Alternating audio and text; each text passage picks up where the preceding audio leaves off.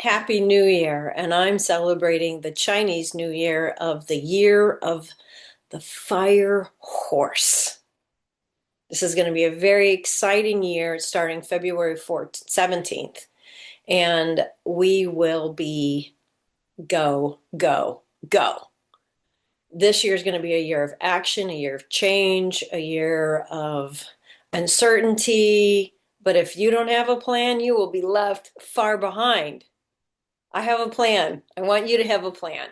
I have a system for creating a plan that is easy. You don't have to go through all kinds of, it's just a process that I will take you through. We'll do it together and you will have clarity in the areas of your life of health, relationship, finance, work, purpose. All the things that are important to you will be customized to you with the thing that you want to get done, the reason why, your motivator, how you're going to get it done, and then all the steps, all the action steps that you need to take to get it done.